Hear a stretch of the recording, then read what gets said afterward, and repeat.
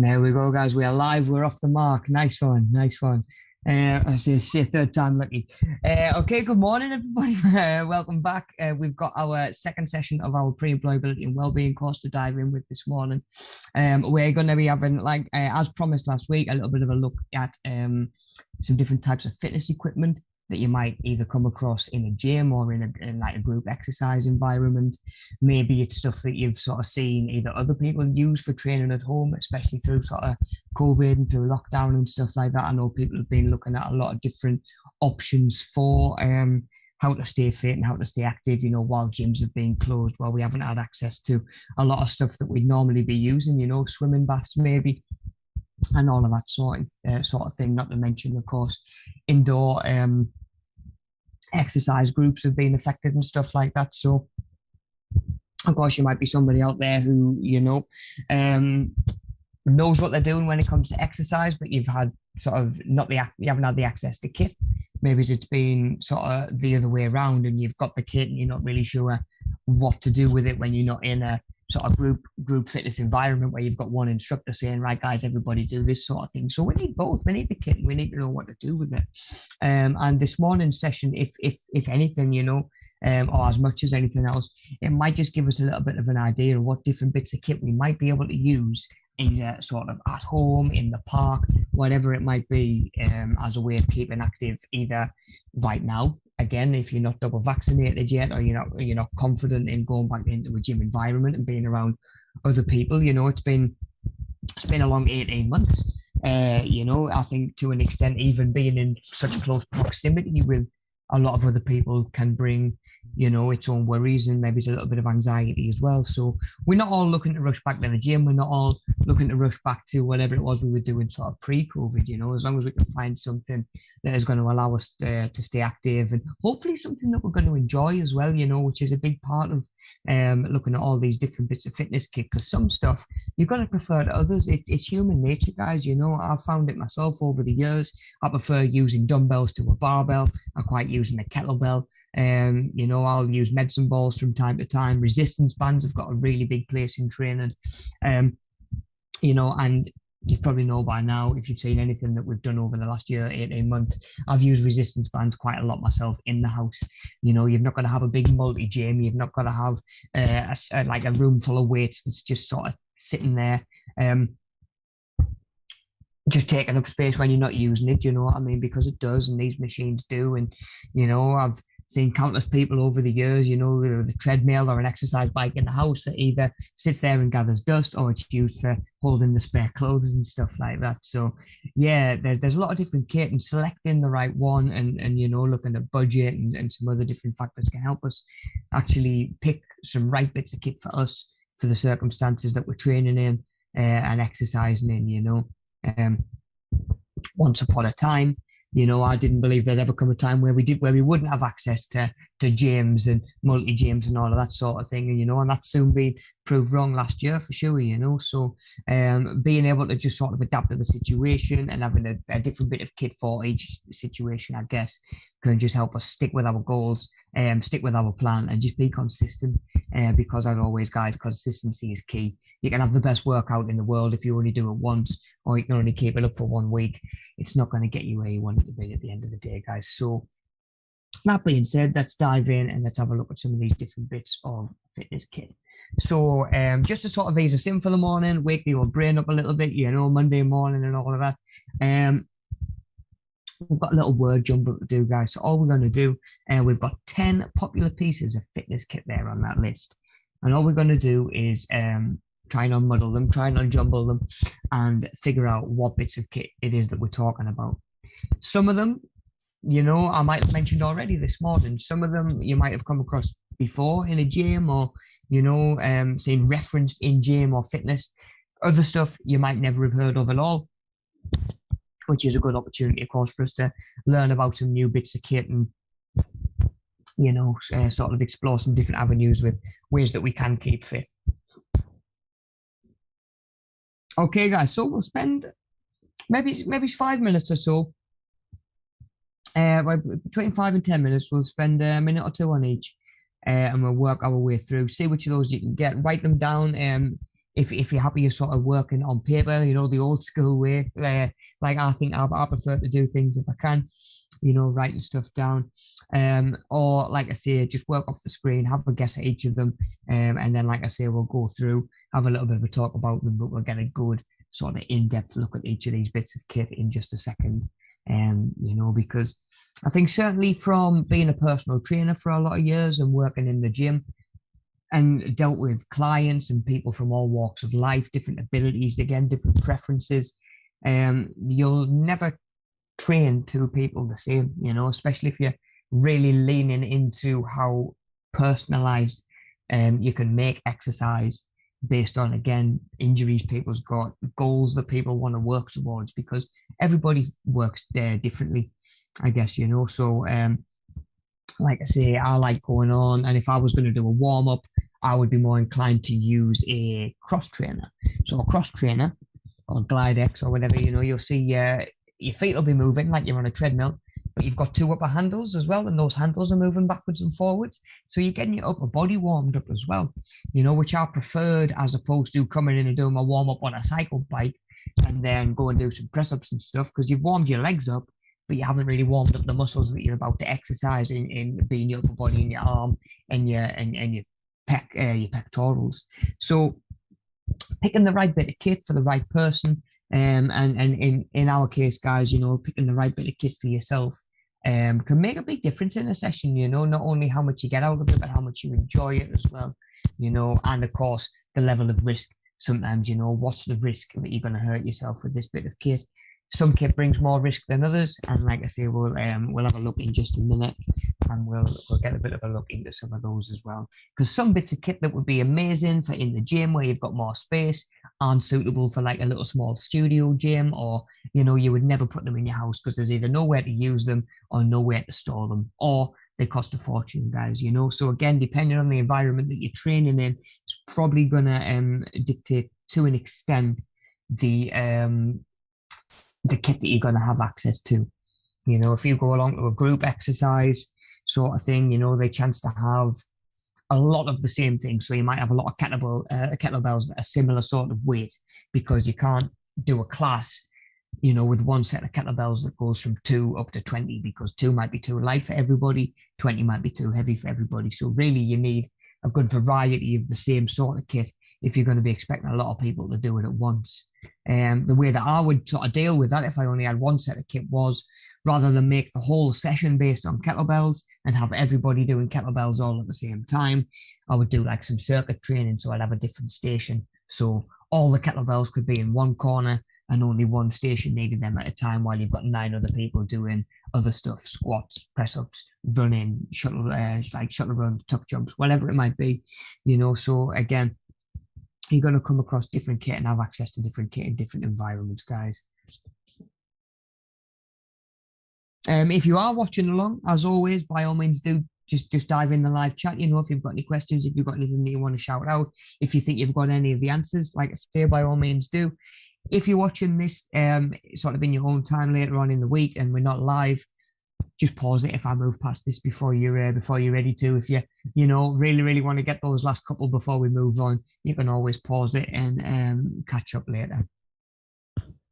Okay, guys, let's start to have a little bit of a look through these then. So first one we've got, top left, we'll do the left-hand column first. First one we've got is the treadmill. Yeah, so there's no S in treadmill. Treadmill. So probably one of the most common pieces of gym equipment that you're going to see. Certainly not the cheapest to get hold of, but not unreasonable to think you could have one in the house, or you maybe know somebody who's got one in the house, same as another couple of like the cardio machines. But like I say, when it comes to the treadmill, it's mainly to simulate running, walking, on an incline if you want to, and maybe make it a little bit harder for yourself.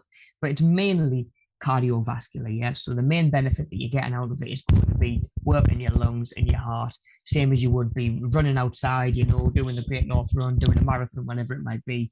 You're working your heart and your lungs because you're asking your body to deplete oxygen faster, and in turn get oxygen round the body faster, So your heart rate comes up, you're going to be out of breath, and you're going to be developing a little bit of sort of lactic acid in your legs. And if your body's not used to clearing that lactic acid out, and sort of dealing, if your body's not used to running, that's where your legs will maybe start to feel like they're turning into lead, you know, getting a little bit heavy.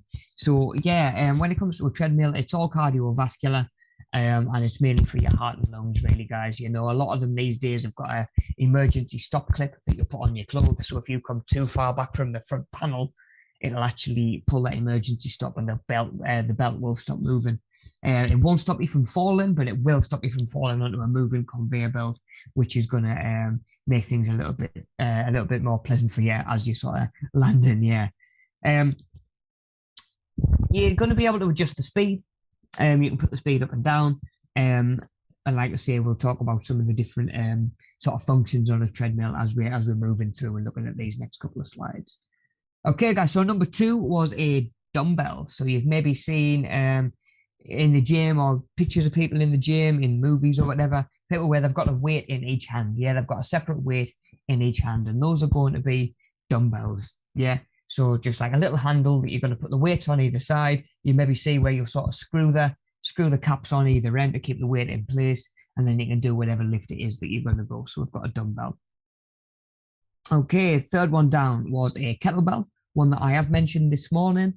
So it is essentially sort of like an iron or a steel weight, sometimes plastic, with a handle on the top that's usually big enough to get both hands on, so you can do some big sort of full body exercises with it, you know, be kettlebell swings or whatever it might be. Kettlebells really quite handy, and they fit around the body quite well as well. The shape of them, you know, the handle either sits in the palm of your hand, or the weight itself will sit in the palm of your hand.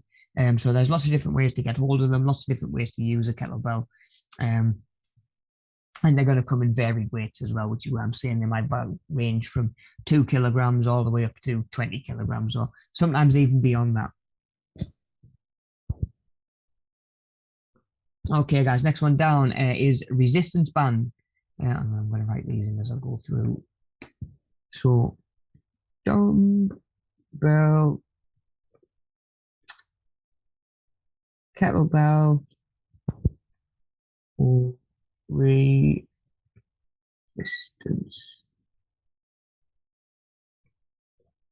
band.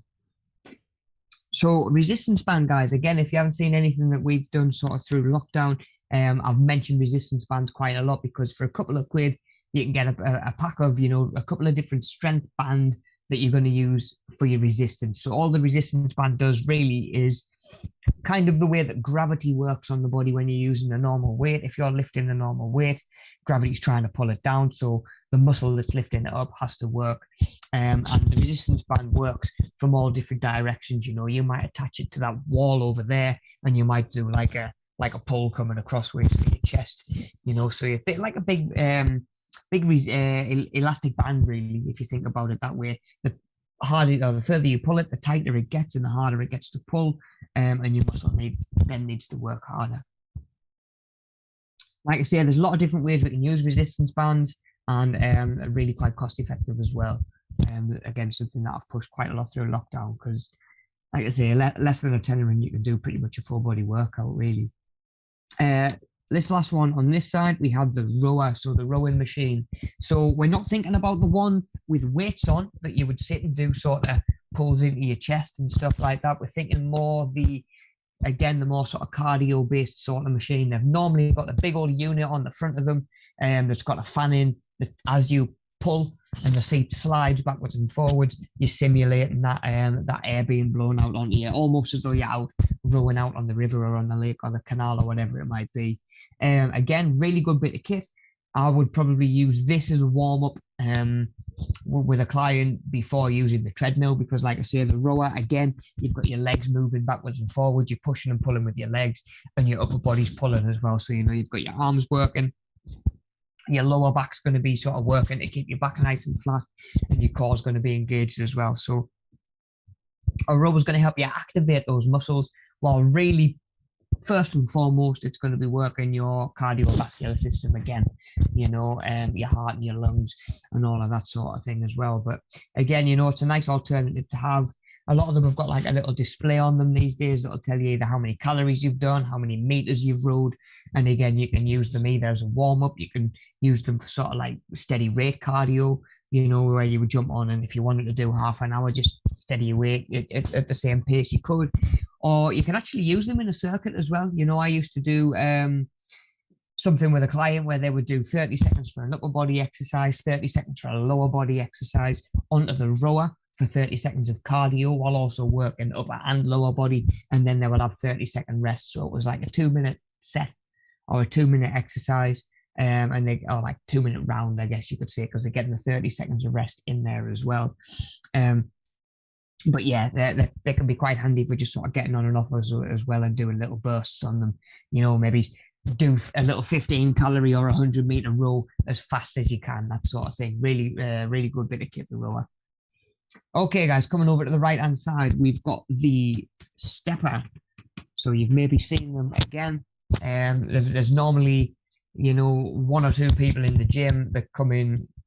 I've seen people come in just to use the stepper or the Stair Master, and they'll be on there for 45 minutes, just going away at the same steady pace. And if you've never seen one, it's essentially like a never-ending escalator that doesn't do the work for you, I guess, really, if you want to think about it that way. It's just constant. It's, you know, it's a couple of steps, step sort of disappears at the bottom, comes back at the top. It's like a treadmill for stairs, pretty much. And again, it's one of them where you think to yourself, okay, I've got stairs at home, I'll do 13, 14 stairs like a couple of times a day. Once you've done that for 5 minutes solid, though, you know, it's a different story, and your legs are still going. You know, you've got your quads kicking in, your glutes are working, and like I say, your heart rate's going to be up and sort of, your heart rate's going to pick up to deliver all that extra oxygen and that extra blood around the system that you're asking it to, because you're essentially using the biggest muscles in the body, the leg muscles, to do your cardio. You know, so it is going to bring your heart rate up, and you are going to feel it in the chest as well. Next one down, we have the exercise bike. So same again, they come in a couple of different styles. So you've got kind of, I guess it would be its own classification of bike really, but you've got a spin bike that you might use for sort of like a spinning class, which is cycling set to music most of the time. They'll have a dial on the front of them that you either use to add resistance to the pedaling, so it feels like you've got to like pedal harder, you know, like you're cycling through mud, or you can make it a little bit easier if you're trying to go faster and get some sprints in or something like that. So that would be your spin bike. Then you've got your sort of regular bike, which is essentially sort of like a BMX or a mountain bike or whatever, I guess. That you're just going to sit upright on and just sort of pedal away. They've normally got a little screen on the front of them. You can put the telly on, or you can play some games or whatever it might be. You know, watch Loose Women or whatever's on in the middle of the day. But then you've got the sort of next step down. I think of them, they're called a recumbent bike, and you can get them. They're a lot more comfortable to sit in because it's almost like an armchair. But then you've got the pedals are a little bit more out in front rather than down underneath you, so you're not over the top of the pedals pedaling like a normal bike. You're almost sitting back and just sort of pedaling away with your feet in front of you, which is really good for if you either find the seats really uncomfortable on the regular bikes, you know, depending on your build, your body type, maybe injuries and stuff like that. And sort of at the same time, it can be, I tend to find it gives you a lot more room for adjustment as well. You know, if you pedal in and, you know, your knees hurting, can you slide the chair a little bit further forward? Can you slide it back over? So yeah, again, they tend to have the little screens on. They'll have a little plate on them that'll roughly measure your heart rate, tell you what your heart rate's on while you're working and while you're being active. And again, really, really good option for, you know, not the cheapest option to have at home, but still a good option to have at home. It doesn't take up as much space as like a multi-gym or like a full barbell with a load of weight plates and stuff like that. Just getting your hands on them, guys, and how often will you use them, really, you know. I think in terms of having one at home, I think I would rather get a mountain bike and get out and about and see a little bit of nature, you know, and get some fresh air as well. But, you know, again, personal preference, guys. Okay, this one here we've got is a barbell. So Thinking about your more sort of stereotypical sort of weights that you might see and that you've maybe seen on telly or in the gym or whatever it might be, when they're lifting with just one barbell, yeah, or just one bar with a weight on each side, that's your barbell, yeah. So if you've ever seen like the weightlifting at the Olympics and stuff like that, where they're doing sort of like the up to chest and then overhead press, that sort of thing, where all the weight is on just one bar, that's your barbell, guys. Those barbells themselves actually, interesting tip, normally weigh 15-20 kilograms themselves. So just take that into account as well when you're thinking about how much weight you're going to put on either end. You know, I've had clients that have sort of come in for their first session and I've given them the bar with no weight on either end, and they've looked at us like, well, do you want to give us a challenge? And then they go to start doing it, and you're like, oh, that's 20 kilograms itself, is it? Okay, I'm realizing now why you haven't put any weight on the end. So yeah, they can weigh a fair bit. So again, when we're thinking about health and safety and stuff like that, we've got to think about how are we storing them? How do we make sure that they don't fall over onto anybody? How do they not get in anybody's way? Which is the case with all of this kit, to be honest, guys. So again, health and safety is something big to think about. Second off, last one that we've got is medicine ball. So we've got, same again, it's essentially going to be sort of like a football sort of size, obviously a football sort of shape, it's a ball, and then normally either filled with sand, gel. Those are probably the two most common. I think you can get medicine balls filled with water as well. But most of the ones that you're going to see are either going to be filled with gel or sand, and all that does is just give it a little bit of weight to do whatever it is that you're going to do with them, guys. And again, medicine balls fit like really nicely for a lot of what we would call functional training. You know, you can get it in close to your body because it will squish up against your body and sort of, like I say, take that shape a little bit. Whereas, you know, you try and hold a dumbbell into your body, you've got weights digging into your ribs pretty much. So again, depending on what it is that you're doing, medicine balls, again, really good for throwing. You might be throwing them to a partner, which again, you wouldn't want to do with like a dumbbell or a kettlebell, really.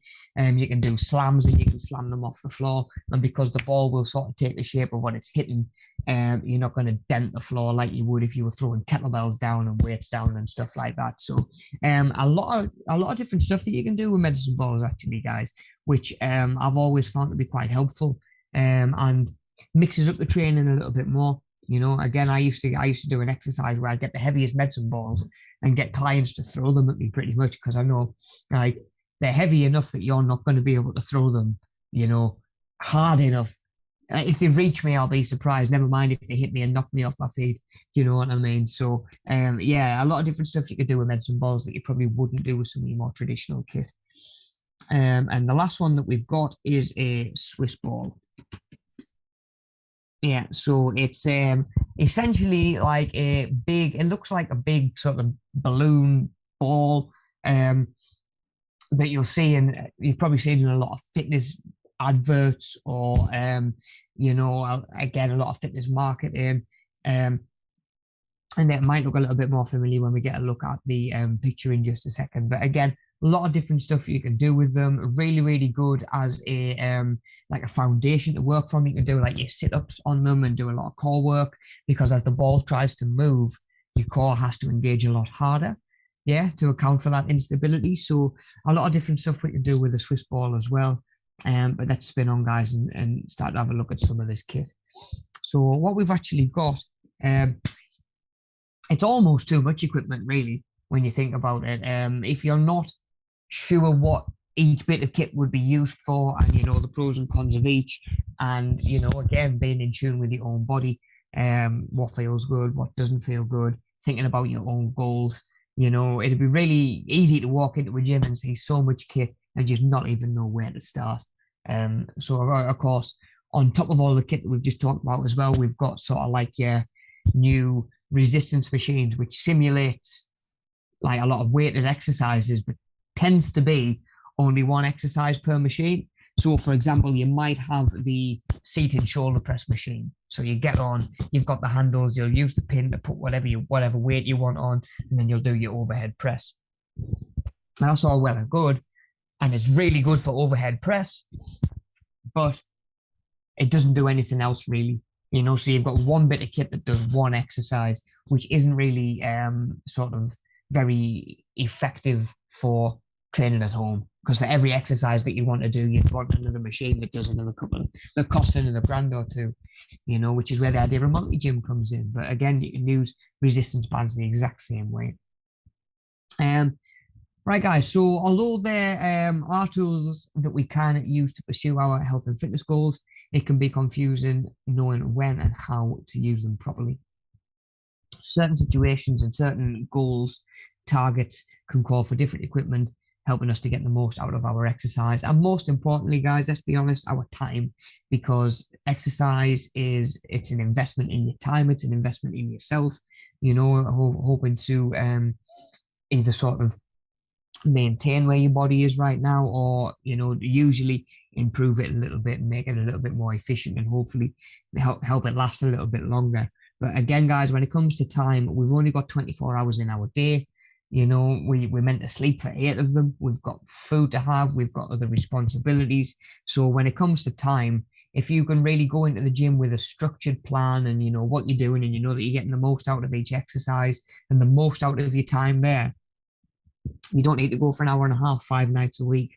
You could probably, most of us, especially if you're not exercising right now, it's going to be a bonus to be able to go twice a week, 3 times a week, half an hour, 45 minutes at a time, especially if you're going in with a plan, you're not spending a lot of time on your phone in between sets, maybe it's just taking a little bit more time to rest than you should, nattering on to people. Now, of course, there is the social aspect of exercise, and that's not a bad thing at all.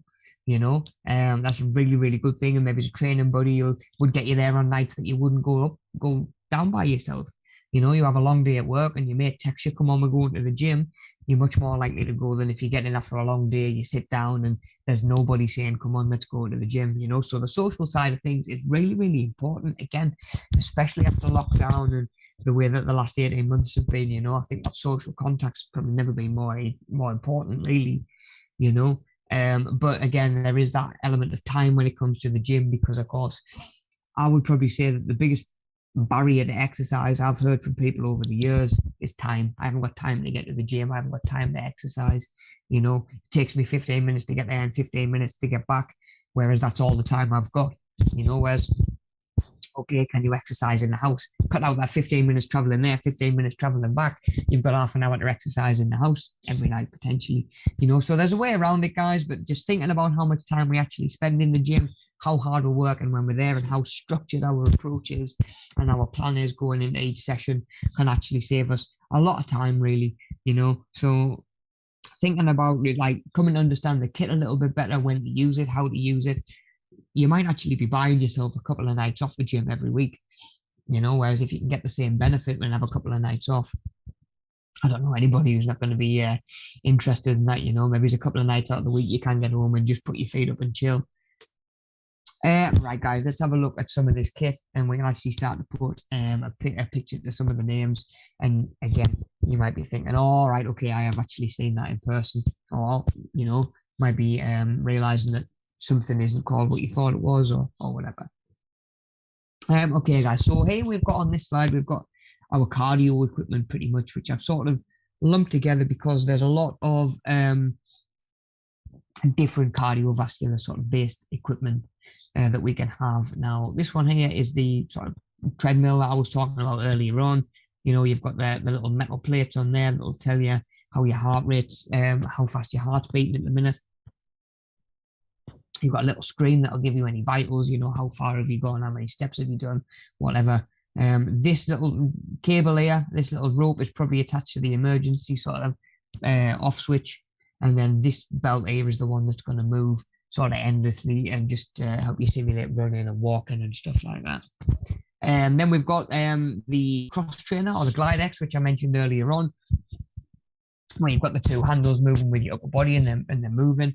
Now, I liked that more than the treadmill, again, because not only is the upper body moving, but there's no impact with each step.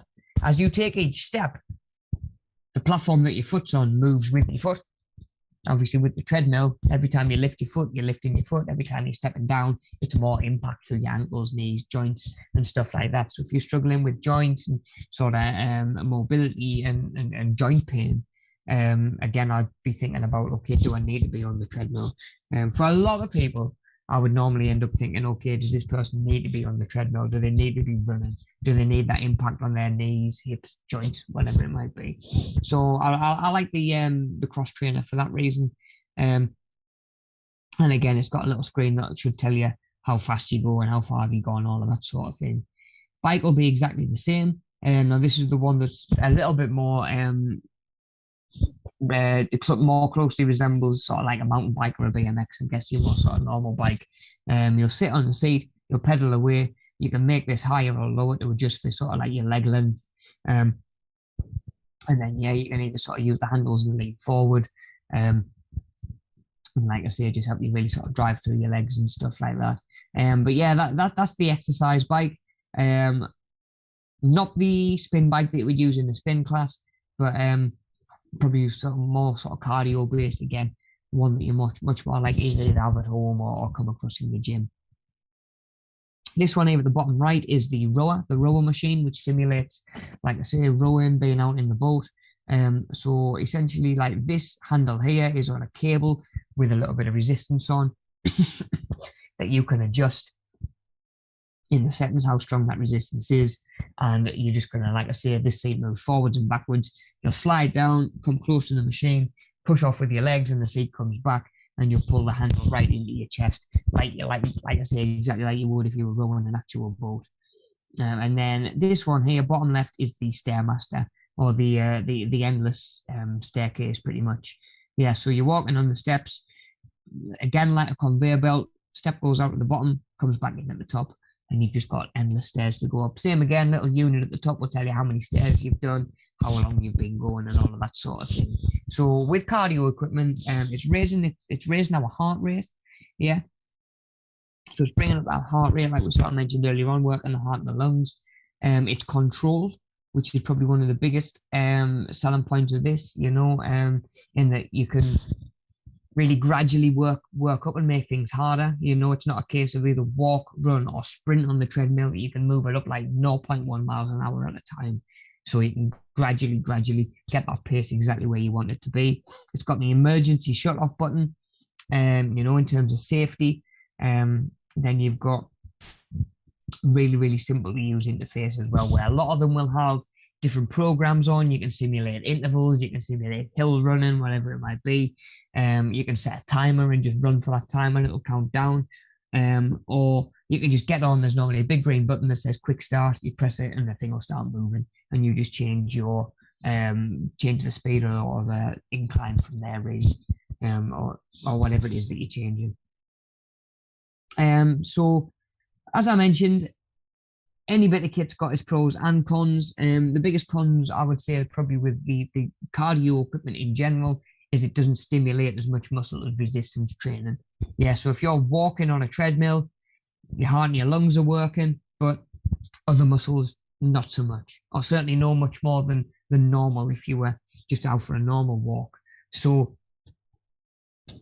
what you could really be doing would be, say, if you were doing squats, for example, you are also working your heart and lungs because you're going to feel that breathlessness coming in as you're doing squats and stuff.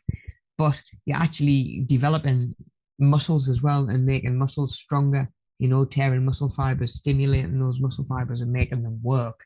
So, you know, again, I normally came around to these machines either as a warm-up or a cool-down, because then other stuff that a client would be doing would be really resistance training sort of based. So again, even a woman who, you know, doesn't want to get muscular, who's trying to drop some, like a couple of pounds or whatever it might be, and fit into the dress that hasn't fit for a couple of years, you know, again, we would be off doing maybe circuit training, which is going to be keeping your heart rate up and giving us the same cardio effect that we get from these machines, but we're going to be working triceps, biceps, deltoids, quads, glutes, hamstrings, whatever it might be, and actually helping to develop those muscles as well and make them stronger and more defined, really, you know, not necessarily bigger, but, you know, in terms of the time that you're spending, you can get a lot more stimulus and a lot more challenging for your body, I guess, really. So again, good for a warm-up, good for a cool-down, good for training for endurance events, if that's what you are training for. But, you know, if you're trying to burn calories and, tone up a little bit, really good for a warm up or a cool down. Maybe finish your session with 10, 15 minutes cardio, whatever it might be. But yeah, you're going to hit your body a lot harder and force it to adapt a lot quicker. Doing some resistance training as well. And with these guys, let's be honest, can become a little bit monotonous and a little bit boring. If you're thinking to yourself, right, I'm going to go down to the gym and do 45 minutes on the treadmill 5 days a week. Monday, you're really motivated to get down and do it. Tuesday, a little bit more tired. By the time Thursday comes, you're already talking yourself out of going to the gym for the 4th day in a row and doing 45 minutes on the treadmill. So it can get really boring. And when your body does start to adapt and get used to it, the only real way to make it harder is to be running faster or to make the incline a little bit harder, which might not necessarily be the way that you want your challenge your body for it to change the way that you want it to. If you're trying to get stronger, for example, just doing a load of running on the treadmill isn't necessarily going to get you there. So again, really good bits of kit. They've got their own place in the gym and in a training session, but they don't hit all the boxes. They don't tick all the boxes because there's not really anything that ticks all the boxes, guys. So again, it's knowing when to pick and choose when's the right time to use each bit of kit. Okay, guys, so spinning on, we've got our resistance machines. So you might have seen these sort of machines before. These are what I'm talking about just a second ago, where they're pretty much going to replicate an exercise or two maybe that you would normally do with free weights. So what you'd normally do, you'd go along, you'd put your weights on the side of the machine, and then, for example, on this one, it looks as though you'd get in and pull those weights down. Yeah. So you're putting the weight on each side to adjust how heavy you want it to be. And then you can jump on and do that exercise with whatever weight you've picked. So there's a lot of pros and cons either way with these. They are really, really good for what they do. They're going to give you a little bit more guidance for use. There's normally going to be a little diagram or a little picture on them that will say, these are the muscles that you work. There might be a step-by-step sort of description on how to do the exercise. You know that, your muscles are working against a little bit of resistance, which is what we were just talking about a second ago, or lack thereof on the cardio kit. And you're normally going to get a little bit of support as well. So it'll either be like these pads here that you can sort of lock your legs under to keep you grounded. There's other machines where you'll be able to, this one here looks as though you'd be able to sort of sit right back and give your back plenty of support as well. So you know that you're not going to arch your back in a way that's going to end up in you getting hurt. And it'll give your core a little bit more support. And like I say, with these machines, they're only going to work through one range, which is to simulate whatever exercise it's trying to sort of replicate. So if you're doing a chest press on one of these, you can only really sit yourself down on the machine. You'll have a handle, and you'll push it out in front of you. And there's only so wrong you can get that, really, I guess. You can adjust your seat height and, make yourself a little bit higher or a little bit lower. Other than that, nothing can go wrong. Whereas if you were to get a barbell, if you get under a barbell and then lift the bar off the hooks, you might be wobbling all over the place because the muscles that stabilize your shoulder joint aren't used to being able to carry that weight. And when you're on the machine that simulates that movement, there's no weights to wobble about. So those muscles aren't actually working through that exercise. You're still pushing the weight with the same muscles and controlling the push, but the muscles that stop, the bar from wobbling all over the place, one side from dipping quicker than the other, they're not really getting worked quite as much through like a resistance machine, So I guess the cons you could say was they only work the muscle through the range that the machine moves, like I say, and a lot of gyms are only going to have one of each, meaning you're going to be queuing at times. You're going to have to give it the old, how many sets have you got left on there, mate? I'm just going to now stand awkwardly over here and wait until I've seen that you've finished your sets, or maybe you've been on the other side of that, someone comes up and asks how long you're going to be on the machine for, and then just sort of hovers nearby until you're done. So, there's of course cons to only having one at a time. And at the same time, if you were trying to train at home and put yourself a little sort of exercise space together at home, you're just not going to be able to go out and buy one machine for each individual exercise that you might do.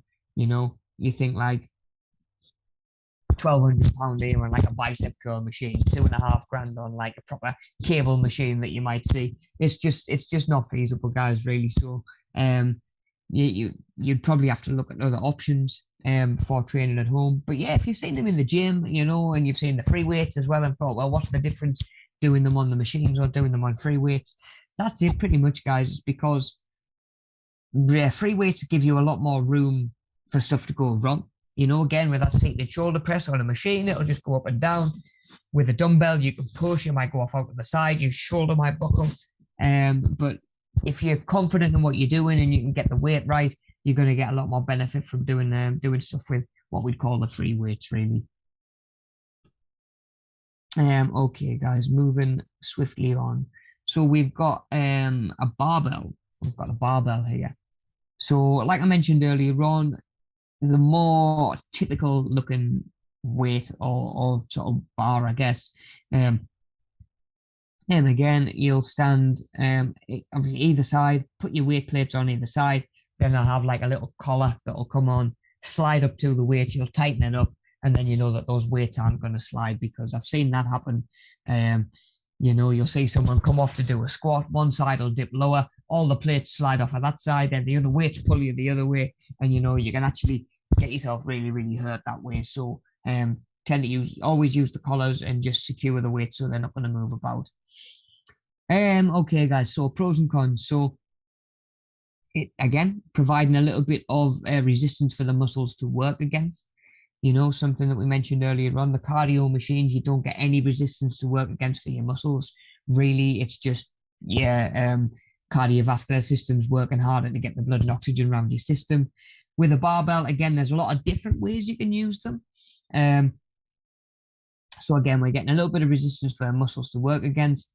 It's easy to adjust and control the weight on the bar because, like I say, we can slide plates off, put extra plates on, and we can go up in small weight increments as well. So you can get like a little 0.5 kilogram weight and put them on either side if you feel as though, you know, you want to go a little bit heavier, but not too much heavier. Whereas, like, if you were going from, like, with kettlebells, if you've got a 5 kilogram kettlebell, the next weight up might be 7.5, you know, or 8. Whereas five might be a little bit light, but 7.5 might be too heavy. You might want somewhere in between. Whereas with barbells, it's really, really easy to manipulate the weight and control it a lot more. So you can go up in little baby steps, which same as the treadmill and all of that sort of thing. It's easier to manage if you can go up in little steps. And of course, you're going to feel more confident and a lot safer doing it that way as well, rather than like, okay, I managed to lift 100 kilograms. Let's go like 150 now, and like, good luck, sort of thing, you know. You would go 100, right? I'm going to go 102, maybe, you know, depending on how the 100 felt. So a little small increments, just building it up. Cons being, like I mentioned a second ago, harder to control in terms of free weights against resistance machines. Again, you go to push this overhead, it can come forwards, it can come backwards, it can wobble side to side. On that seated machine, you can just sit and you can push, and your back's even got support, yeah. So a little bit harder to control. You need to work harder to control it, but being harder to control increases the chance of injuries and stuff like that, something going wrong. And another thing probably worth mentioning with a barbell, if you think about it, guys, you've got both sides of your body working together. So your dominant side can actually take over and do more work than your weaker side. So, example, I'm left-handed. So if I was to do an overhead press with a barbell, my left side's stronger, so I'd probably push more with the left, and the right side would kind of coast along a little bit, really. So I've worked this side a lot harder than that side, which is only going to make that balance even bigger, or that difference in the balance even bigger. So just something to be aware of, guys. You know, try and be mindful of your dominant side taking over and doing more work. You know, or we can actually use in exercises where that might be important to balance it out. We can use dumbbells and have each arm working, or each leg each side of the body working independently, I guess. And then we're going to get a lot more balance in there. So yeah, just to be aware of with the barbell, really good for as you've got the body working as one, squats, deadlifts, all of that sort of thing. When you've got, you know, both arms moving or whatever it might be, just be careful of one side taking over and your dominant side doing more of the work. Which leads us quite nicely into the next slide, actually, where we've got dumbbells. So with dumbbells, like I mentioned earlier on, you've got like a little handle in each hand. So this bar here is what you would be able to get a grip of. Again, you put the weights on either side, and you can change the collar and screw the collar on, and like I say, just lock those weights in nice and tight and make sure that they're not going to slide off, they're not going to go anywhere. And as I just mentioned, now we've got each arm working independently, yeah. So same again with a dumbbell, we've got it's providing resistance for the muscles to work against, yeah. Like I say, as opposed to cardio, just again stimulating your cardiovascular system in your heart and your lungs. Like I say, now with a dumbbell, we've got some resistance to work against, and that resistance is whatever weight we've put on there. So again, it's really easy to adjust and control the weight on the bar. You know, as with barbells, you can go up in little baby steps. You can sometimes get dumbbells and barbells that are actually what we'd call like preloaded. So there's dumbbells and barbells out there that you can't change the weight on. And they might come as like a set. So you'll probably see them like at lighter weights.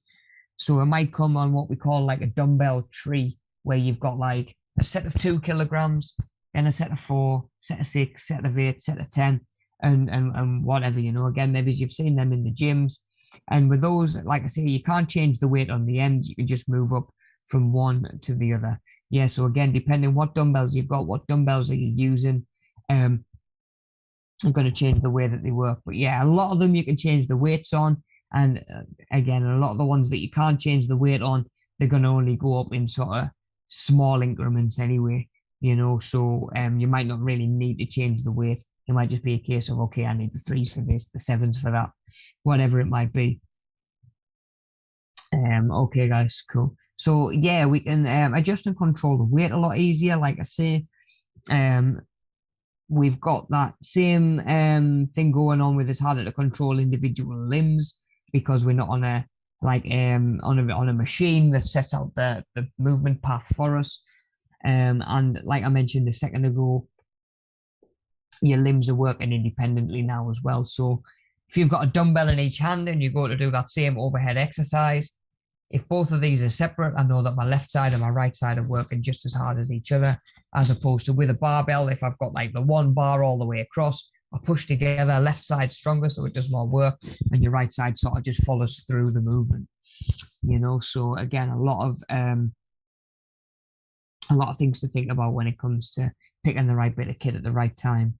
Again, the cons probably, like I say, are harder to control. So if you think about from resistance machine to barbell, you know, there's more moving parts. Stabilizing muscles need to work. It goes even further when you go down to dumbbell, guys, because you haven't just got one bar to worry about and try and control. You've got 2 separate weights that are going to be trying to wobble about and tilt and whatever it might be, you know. So that's something to think about when it comes to dumbbells. A lot more coordination needed, I guess, really, guys, because you've got sides working independently that you want kind of working at the same pace, and you need to control that movement and have a coordinated sort of thing. Okay, where are we? Okay, next one, guys. Next one. So we've got the skipping rope. So, you know, maybe it's one that you haven't seen for a while, you know. Normally, like a lot of the time, you know, I'll check a skipping rope at someone and say, right, we're going to do some skipping.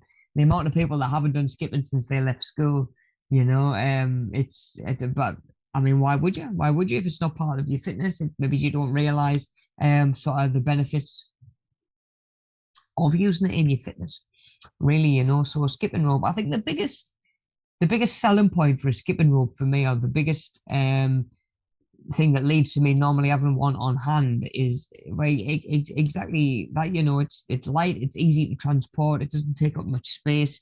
You can have a couple of them, in case you plan on a circuit, or you've got somebody training with you, and you can have a couple of them. They don't cost very much either, really. You tend to be able to get one from Poundland for £1, or maybe you can get them online. Maybe it's a multi-pack for £5 or whatever it might be. You can get a skipping rope pretty easy. They're quite robust. They're not just going to sort of break on you within a couple of weeks. And like I said, they're a really good form of cardio, I guess, more than anything. The main thing that you're going to get out of them is going to be that you can bring your heart rate up, you can burn calories, you can sort of spike your metabolism and get that working harder and a little bit faster for the day. So skipping ropes, like I say, once you've got the coordination down and once you've got the movement down, really, really good for what you would pay for one. Like I say, in terms of just saying like, okay, £2 investment, I'm going to keep it in my bag, I'll keep it in the car, I'll keep it in the house, whatever, and when a time comes up that I can use it, I know it's there.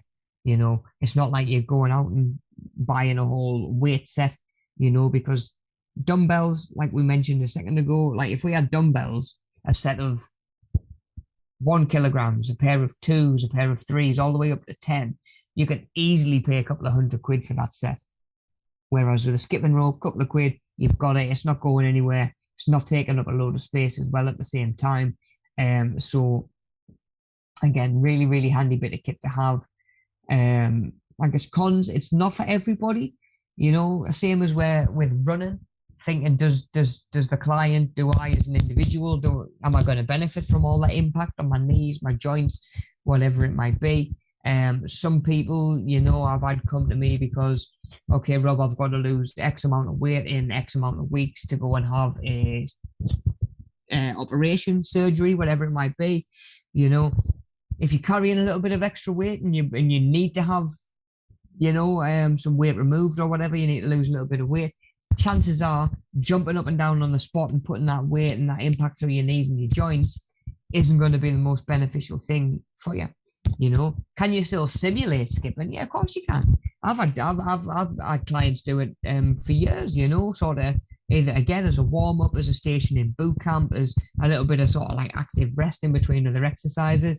You put your arms out to the side like you're skipping and get them moving in like little small circles. You'll feel your shoulders start to kick in. Of course, you don't have to be jumping and leaving the floor to be sort of bending your knees and getting that sort of bounce going with your skipping as well. So you don't even actually need a skipping rope, really, especially if you're new to it, testing it out. How does it feel for you? Give it a go. Just try simulating it without the skipping rope and see how it feels from there, guys. Because like I say, really, really good for burning calories. You'll probably know that it's used quite a lot in combat sports. I know the boxers use a lot of skipping in their training, like their conditioning, as well as warming up. Because it's really, really good at getting your body to work through sort of reduced oxygen.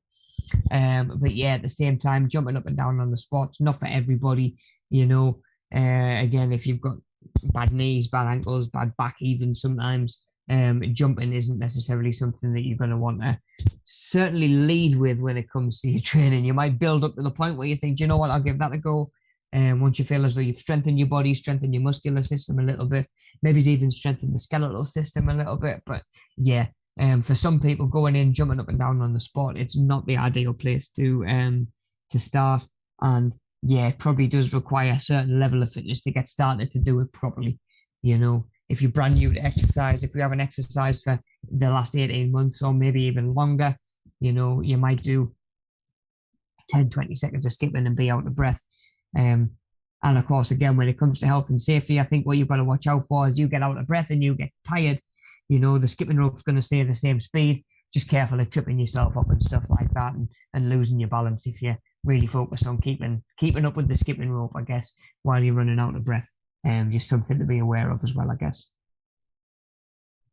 Okay, guys. So next one we've got, I mentioned earlier on, is the kettlebells. So essentially like an iron ball. Sometimes they're plastic and filled with like sand again, stuff like that. And they've got that same again, a big old convenient handle on the top for you to get a good grip on them in a lot of different ways to do a lot of different stuff with. So we can see, you know, we've got different size, which would be different weights, you know, so we might have like a 6 kilogram, an 8 and a 10. Again, thinking about different brands will give you different increments. You know, you might get some that are like a 2, 4 and a 6. Depends what usually what the gym is invested in and what the gym has bought, because like I say, you can have different it'll go up in different increments. So that can be a good thing. You know, it comes in different weights. You can say, right, I'm going to do some bicep curls with the 6. Okay, that's getting a little bit easier now. I'm going to move up and I'm going to try the 8s, you know, whatever it might be. Different weights, and you've not really, I guess when you think about it, you've not got to faff on unscrewing caps, changing weights, sliding them off the weights, putting them on the weights, putting them on the bar. Finding the weight plates around the gym in the first place can be an interesting one, depending if you've got people in the gym that just don't put stuff back after them, like most gyms do. You know, you'll go to change the weights on your barbell or your dumbbell. You'll be like, okay, I need a 2.5. You'll be looking around like, where's all the 2.5s at? I've done laps around the gym looking for particular weights. Sorry, I get to hear the dog snoring away in the background. I don't know if you guys are hearing that. If you hear any weird noises, that's what that is. Dog snoring his head off. Okay, guys. So yeah, when it comes to the barbells, dumbbells, and stuff like that, you might have a hard time finding the weights. Whereas with kettlebells and preloaded barbells and dumbbells, I guess you can just say, right, okay, put that one back. I'm going to grab this one now. Again, not always ideal when you go back to the kettlebell rack to put the 6 back and get the 8, and somebody's already using the 8 because the gym's only got one of each weight. You know, I guess that could probably be one of the drawbacks of anything really, but definitely kettlebells as well. If there's only one of each weight and someone's using it, you know, chances are that the next weight down is going to be too light and the next weight up is going to be too heavy for what you're trying to do. So I guess pros and cons to the fact that it comes in different weights, but yeah, again, really handy to be able to just say, right, I'm done with that one, I'm going to grab this weight now, and not have to change all the plates on either side. Again, it's providing resistance for muscles to work against, so we are going to bring our heart rate up and work our cardiovascular system, when at the same time we're stimulating the muscle mass to whatever exercise it is that we're doing as well, squats, kettlebell swings, whatever it is. Yeah, so again, providing resistance for muscles to work against, we're going to burn more calories, and really good, like I said, for functional training, because either the handle will sit in your hand nicely, the weight of the ball fits in your hand quite nicely, and it kind of fits to the shape of your body as well, depending on what it is that you're trying to do. A little bit easier to get hold of and a little bit easier to wield, I guess, than dumbbells can be. You know, sometimes you get have you ever seen dumbbells where the individual handles are like so long that by the time you go to do an overhead press, you get to like there, and like either end of that dumbbells are clashing together. And like I say, with a kettlebell, you don't get that. You'd have one on each hand and then up and push, so you can get that bigger range. And of course, we know by now, guys, a bigger range means we burn more calories because we're moving further, and we stimulate more muscle mass as well because we've gone further. So our bodies have to work harder. So we will always want bigger range where we can. And sometimes a kettlebell will let us get more range than we would with a dumbbell or a barbell. Okay, guys, so cons. I guess kind of like the barbell and the dumbbell, we need more concentration needed to maintain your form. I'll give me some hiccups. Yeah, needed a little bit more concentration to maintain your form. Say with a kettlebell swing, there's a lot of different things that might need tweaking or that could go wrong. You know, you're either bending your knees too much, not enough, your back's arching over, maybe you're swinging it up to the wrong place. Like I say, we don't have the, I guess, holding your hand sort of system like you get on a resistance machine that lets you push out to there, lets you know that the rep's done, and then you come back to there. Happy days. Like I say, anything that could be classed as free weights, kettlebells as well. You know, you need a little bit more concentration to make sure your form's good. You're not going to hurt yourself. And like I say, you're not going to hurt other people around you as well.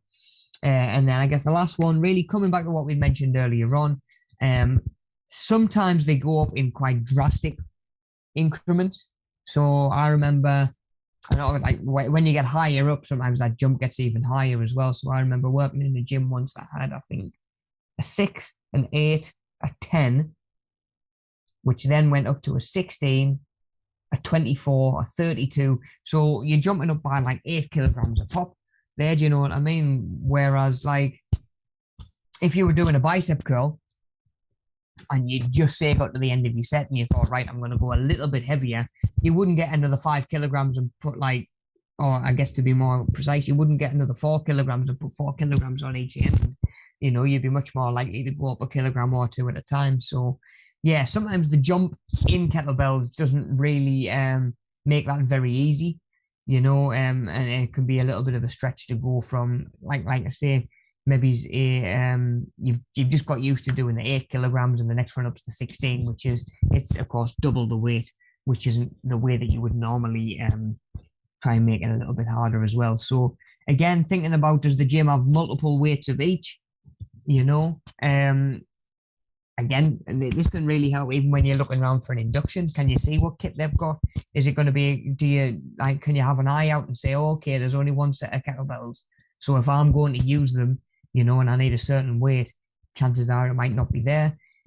You maybe see another gym that you think, okay, I'm going to use kettlebells a little bit more, and these have got like a couple of different weights of each. Maybe they don't have as many resistance machines, but that's okay. I'm not planning on using those as much. So again, different gyms, different environments for different people, based on the equipment that you want access to, and like I say, the equipment that you feel that you're going to be using to sort of pursue your own fitness goals, really. Okay, guys, so couple to go. Yeah, we've got Swiss balls up next. Swiss balls. So like I say, I understand that my description of a big inflatable balloon probably didn't really drive the image home to what these might have looked like, but we've probably seen them before, you know, either in, you know, these have been used in fitness classes as far back as at least the 90s that I know of. You know, and there's a lot of different stuff you can do with them. You can either sort of sit on them, and like I say, if you were to sort of perch your bum towards the edge of the ball, lean backwards over them and do your crunches over them, then it's a lot nicer on your spine, because you can come back and get like the full stretch. You can get the full range. You can stretch your abs further because, you know, your shoulders are coming back further than they would if you were just laying on the floor. You know, they're going to come right back onto the ball. You're going to get a bigger stretch and really isolate and work those abs a little bit harder as well. Like I say, even just sitting on these can be beneficial. And these have actually been introduced into some office spaces as a substitute for a desk chair, because you're sitting on them, you're a little bit more active all day long, and especially as it's trying to rock side to side, your core needs to work harder to prevent that from happening. Yeah, so like I say, to stop yourself losing your balance, you've got muscles engaging all day long that are working that wouldn't be normally. So again, it can help your core strength, it can help improve your balance, you know, really, really good, especially so as we get a little bit older and we need to think about working on our balance a little bit more, and our balance becomes a little bit harder. Like I say, I've even seen like you might lie down with this sort of wedge between your feet. You maybe raise your feet, raise your shoulders, pass the ball to your hand, and then come back down to that start position as well. Really good sort of abs exercise, passing it from your hands to your feet and back over, you know, from a laid down position. But yeah, a lot of different things you can do with these, to be honest. It's even down to them being like a really good substitute for a desk chair. So pros, they're lightweight, they're portable, they're affordable. You know, for same again, a couple of quid, you can get them. You can let the air out every single time, and it's not going to take up much space at all. You know, or maybe you've got somewhere in the room you can just roll it over to, stick it in the cupboard, and then you're not inflating it every single time. So again, could be quite a versatile bit of kit, and potentially a good piece of kit to have at home, you know, depending on where you're exercising, especially if you are doing that in the house. Like I sort of mentioned, there's a lot of different ways that they can be used, you know, and the instability is working additional muscles, like I say, that you wouldn't normally be getting without that instability that sort of comes along from it being a ball, really. Like I tried planking on one of these ones, so with your elbows on one, obviously your toes are on the floor, and you wouldn't expect it to be that much harder. But like I say, the ball's trying to wobble all over the place. You've only got like, yeah, your elbows really to correct it. So much harder, guys. Honestly, if you've never done it, if you've got access to one of these and you've done a little bit of planking and you know what it normally feels like, try it on one of these and you'll be quite surprised at the difference. I'll be willing to bet. And I guess kind of lead us into one of the biggest cons really is that you kind of really need to know what you're doing with one, because there's so much that you can do with one. You kind of really need to know what you're doing in order to be able to use them safely and be able to use them right. You know, of course, there is sort of like an inherent risk or potential for injury, really, you know, because again, if you don't know what you're doing and you're using them wrong, you know, you can hurt yourself. Like I've seen people, and not that it's wrong to do it, but I've seen people sort of, again, perch their bum at the edge, lean back over one of the balls, and then get some dumbbells and start pressing like a bench press. But from that sort of wobbly, more insecure sort of base and foundation. And like, again, that can be really good and a really good challenge for your body and balancing and stuff like that.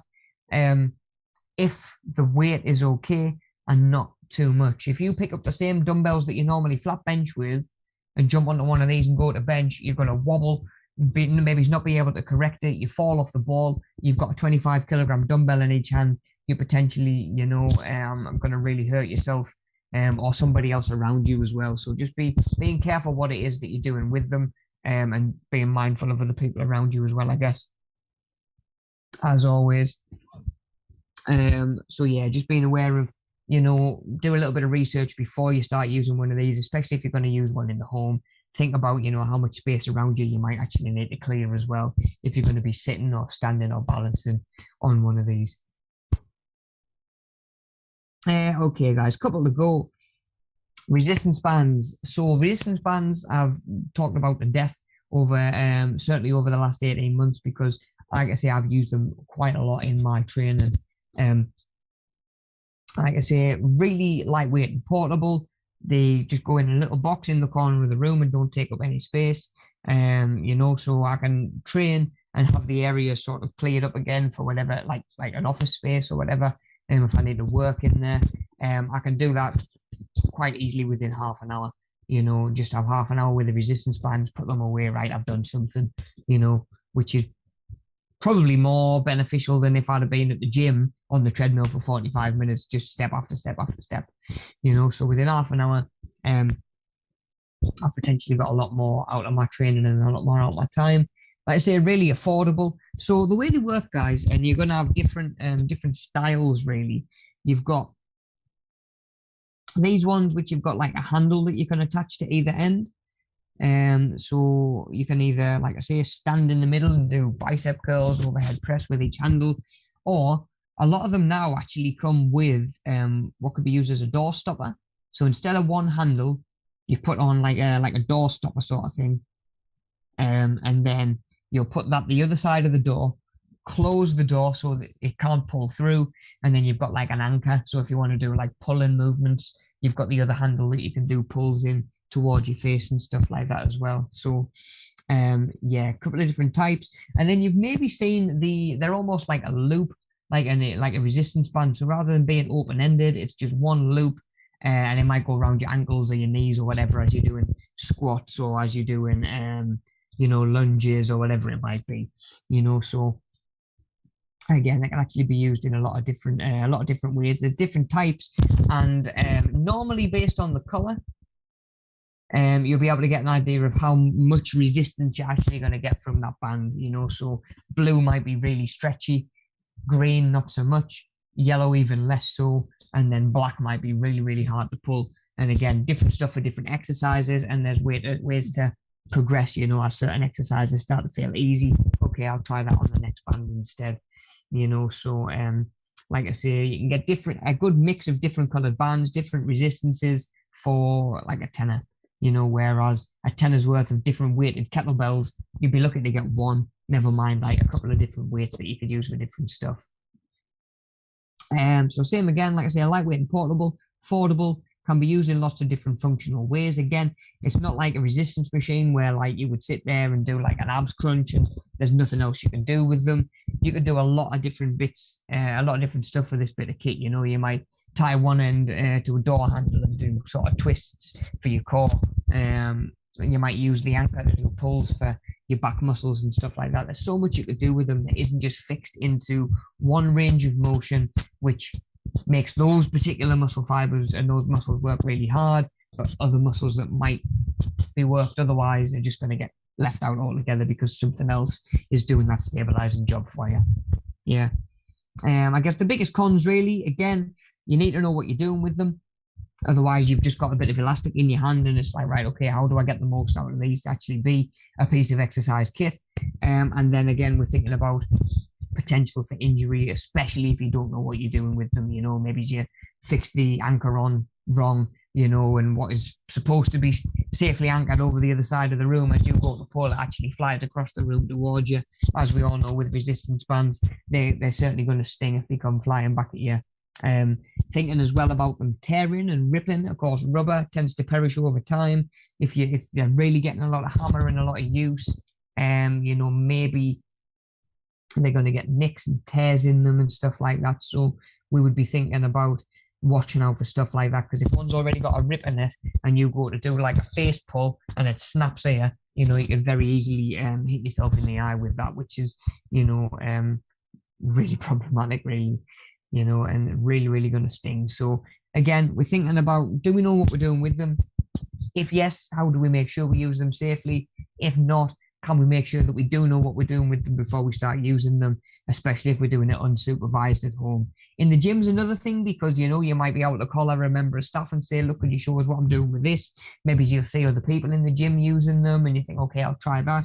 If you're at home, you've got nobody really to sort of mimic. You've got nobody to come along and show you.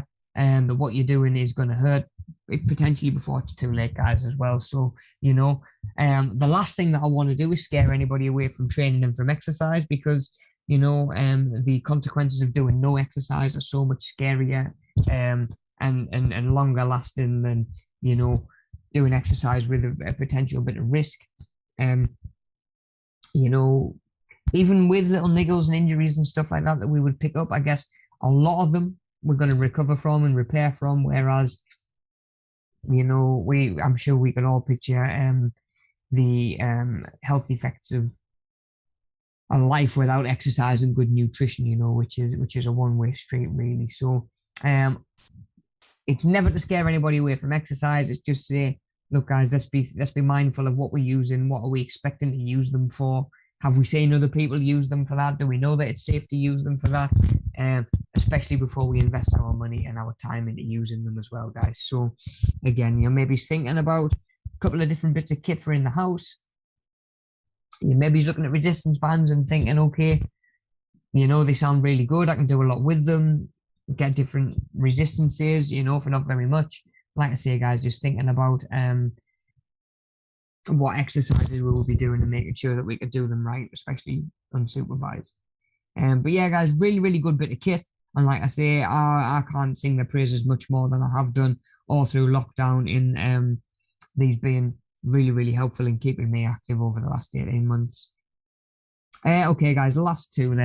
So we've got medicine balls next. So medicine balls I mentioned earlier on, essentially going to be a football or a volleyball sort of shape size filled with sand or gel that gives it different sort of weights.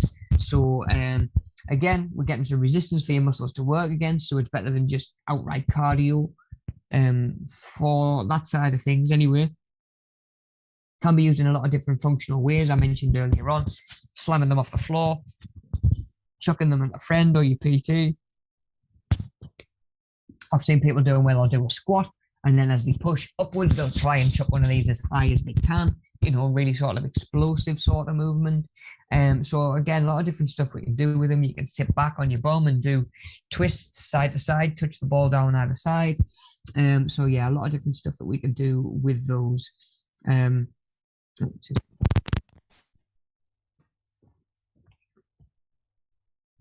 Sorry, guys. So yeah, a lot of different stuff that we can do with the medicine balls. And again, they're going to come in varied weights. So what you see here might be, you know, a couple of eights, maybe it's a 10, maybe it's a 20. You know, they can get pretty heavy. I've seen medicine balls up to 25 kilograms, I think, and I've seen kettlebells up to 60, I think. 60, 62 maybe is the highest kettlebells I've seen. So they can go really, really quite high end. They can get really quite heavy. So again, you know, you can get a little rack that you can just sit them in when you're not using them. Relatively easy to store and out the way. Probably not so much as resistance bands and skipping ropes and stuff that'll just literally fold up and go in a box. But you know, having a little rack to put them on is a lot better than just having them rolling around the gym floor, of course. So medicine balls, like I say, varied weights, usually going up in small increments, but that's definitely one that we could talk about. In same as kettlebells, same as preloaded weights. You know, you might have a 5 and a 10. The 5's too light and the 10's too heavy. Where do you go from there, guys? Really, you know, you're either not working hard enough potentially, or you're working so hard that you're going to compromise form and, you know, maybe injure yourself along the way. Same again, guys, with medicine balls. You need to know what you're doing with one, otherwise you've got a heavy football, you know, and you could potentially hurt yourself. And like I say, then there's just the potential for injury when you are actually using them. Again, it's just getting used to them first. You know, I've seen someone slam one off the floor thinking it was just going to sort of stick to the spot and not come back up. It has actually bounced on the floor, come back up and hit them in the face or in the chest as well, you know. And it's bad enough when that's a football. When it's a ball that weighs like 8 kilograms or so, it's going to hurt even more. So it's just, again, something to be aware of. What are we using them for? And of course, I guess probably could mention this with kettlebells as well. That are sand filled and gel filled, but what you can actually get, guys, is these might actually start to split. So the outer case, again, depending on what they're using from, if they're getting a lot of use, the outer case might start to split, and then whatever's inside can start to fall out. You know, again, I've seen people go to put it above their head to do a medicine ball slam, and they felt something on their head or something falls down onto their face, and it's sand falling out the medicine ball. You look up and then maybe it gets in your eyes, and then your vision's compromised and you've got a, you know, heavy weight above your head. You know, can you get that down safely to the floor when you can't see? You know, are you just going to go like that and try and wipe your eyes and drop the ball? You know, so same again, just check them before you use them, I guess. Is there any splits? Does it roll it around a little bit? Does it look like there's any sand coming out? And I guess really probably worth mentioning as well, if there's sand falling out of it, it's not the weight that it says on the outside, you know. Maybe it was 8 kilograms when they first got it. Maybe it's 2 kilograms of sand's lost on the gym floor, so it might only be a 6 now. So that can actually mess around with the numbers that you are expecting or that you think that you're actually using and that you're doing. So yeah, just something to be aware of there when we're using stuff like medicine balls and kettlebells that have got sand in. Some weight plates as well, actually. Okay, guys, and then the last thing that I wanted to touch on for today is this idea of circuit training, I guess, because it's not its own piece of kit. Circuit training can be a good way to mix cardio with resistance training, like I mentioned earlier on. Rather than 45 minutes on the treadmill, you could do 30 minutes really and get the same benefit. But you could do 45 minutes in that time where you come up, you set yourself up a little circuit where you'll maybe do 30 seconds of this, 30 seconds of that, moving around the different exercises, but they're all different exercises, yeah? So you've got like deadlifts, tire flips, seated bicep curls, overhead press, deadlifts, whatever it might be, a little bit of cycling. But then you've actually got bits of kit that you're probably going to come across more often in circuit training, you know, that you might not go and get out just to do a set of 10 or a set of 20. And that might be stuff like fitness cones. So you might be using them to mark out a particular area in the gym, you know. Maybe it's markers for shuttle runs. Okay, you're going to run from this cone to that cone, that sort of thing. You know, maybe it's a mobility exercise where you're getting people run side to side and touching the cones. You know, again, they can be used in a lot of different ways. Again, you might not go and get them out for one specific exercise, but you can put them into a circuit and say, right, I'm going to use cones here, here, and there, different exercises. And like I say, just get a good mix of stimulus on the body, I guess, rather than coming down and doing one thing for 45 minutes. Rope ladders, you've maybe seen them where it's sort of like you've got people doing like sprints on the floor where you like both feet in and out of the in and out of the rope ladders. Really good on like for footwork, for footballers, rugby players, a lot of combat sports as well, where they need to move their feet as well. You see boxers doing footwork training with rope ladders, and do different stuff with those as well. Tires, like I've mentioned, you can do tire flips. You can do jumps up onto the tire, so sort of like squat jumps.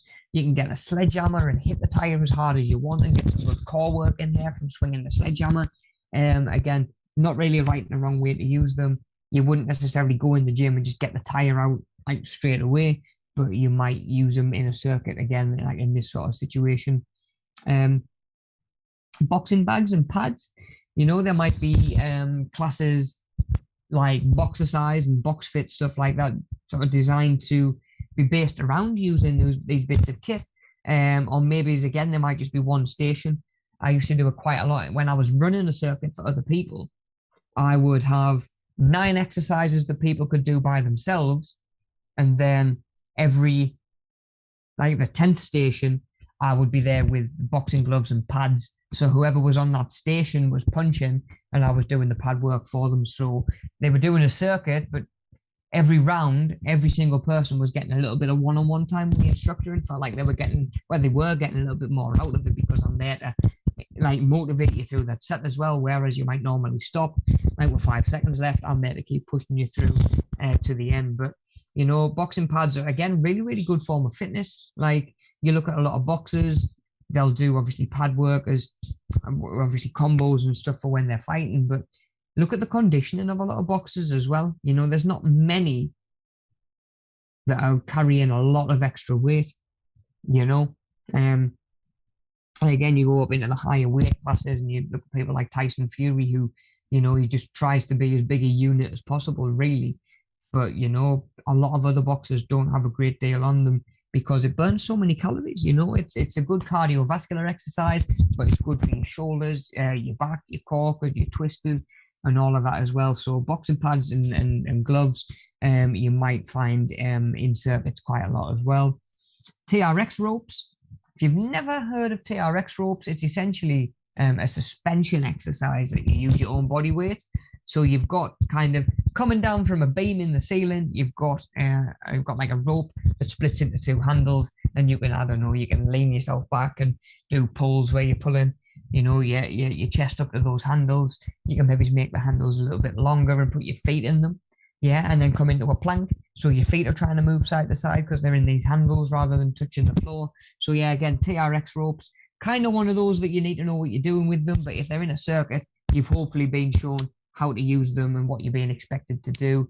And again, especially when you're in a circuit, if there's only one exercise, there's only one exercise for TRX ropes that you've got to remember, really. It's not like going onto the gym floor and thinking, how do I do this exercise with them? How do I do this? How do I do that?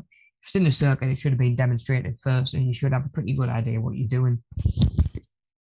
Okay, guys, and the last one that we're talking about today is battle ropes, which is essentially what it sounds like on the tin, really. It's a long rope. It's probably going to sort of loop around something at a bit of a distance, and then you're going to do like rope slams. You maybe getting down into like a squat position and doing like snakes with them. But the weight of the rope is what makes that exercise challenging, so you're going to get different sort of varieties of rope.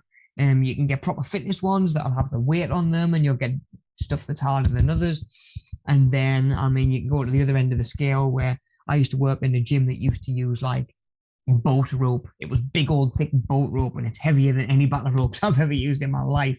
But again, if you could use them safely and it wasn't too heavy, you're going to get a lot of benefit out of them as well. And again, a lot of different stuff you can do with those. So yeah, maybe even have a little bit of a Google or a YouTube, guys. If any of those sounds like they're interesting to you, TRX rope and battle ropes, have a little look, because there's a lot of stuff you can do with them, and they're a little bit more full body than you might actually think at first glance, really, and can hit a lot of different muscles for investment in one bit of kit, really.